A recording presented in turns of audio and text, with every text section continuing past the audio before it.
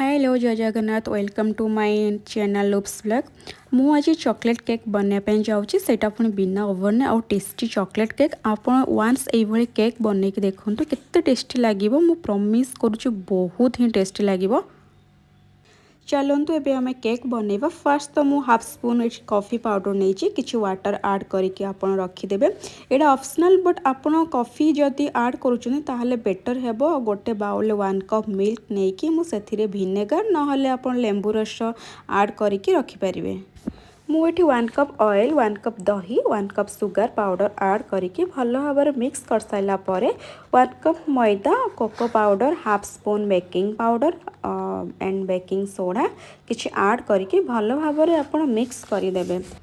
तापर मु आगरू प्रस्तुत करिथिबा किछि मिल्क एंड कॉफी को ऐड करके भल भाव मिक्स करेंगे जेपरी खदड़ा किछि हाथ को लागबनी से आपण भी ध्यान देबे। आउ जदि आपण पाखरे केक रो स्टील किछि जगह भी नहीं आपण चाहिए स्टील किछि मीडियम साइज रे बाउल नहीं भी पारिबे। आउ हाँ भल भाव चारिपटी आपण तेल लगेदेवे जेमिति कि बेटरटा तले लागबनी। तापर मु बटर पेपर नहीं कि ता ऊपर भल भाव मुझे तेल ऐड कर दउची। तापर आमे बेटर ऐड करदबा जोटा आमे रखिथिबा।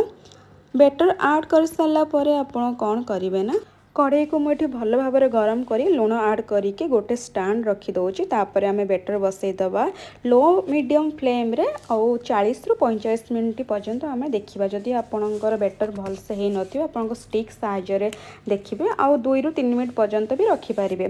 तापर मु कोन करूछि ना मु क्रीम बनैबा पई अमूल क्रीम फास्ट नहीं कि सेथिरे किछि चॉकलेट ऐड करके आ 1 टेबल स्पून बटर ऐड करदबा आउ ताको लिक्विड फॉर्म रे आनिबा जेमिति चॉकलेट मेल्ट हो जिवो। आउ ता पई आपण कोन करिवे ना गैस रे किछि पानी गरम करके एमिति मेल्ट करिवे जेमिति चॉकलेट भल भाव मेल्ट न होइछि से पर्यंत मेल्ट करिवे। चलंतु देखिबा हमर केकटा केमिति आसीछि से पुणी विदाउट ओवन रे। वाओ बहुत ही टेस्टी देखा जाउछि और बहुत सीरियसली बहुत स्पंजी भी होइछि। आपण वान्स देखंतु भल भाव या ऊपर जो क्रीम आपण बनैथिबे ताको ऐड करके एमिति लेपन करदेबे चारिपटे जेमिति कि किछि भी फांका भी रहिबोनी। आउ कोन करिवे किछि डेकोरेट पई चॉकलेट को गुंड गुंड करी रखिथिबे। आपण चाहिले भी चारिपटे चॉकलेट भी ऐड करि पारबे सेरा लुक वाइज बहुत बढ़िया देखा जिवो।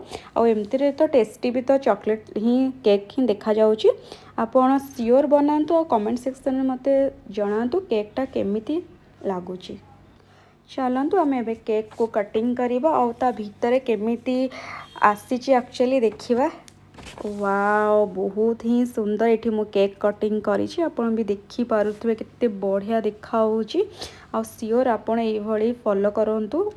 धन्यवाद। आउ हाँ चैनल को सब्सक्राइब करिया को केही भी भूलंतु नहीं। आहरी न्यू न्यू आइटम्स पई हम सहित जोड़ी होइकि रुहंतु। नमस्कार जय जगन्नाथ बाय बाय टाटा।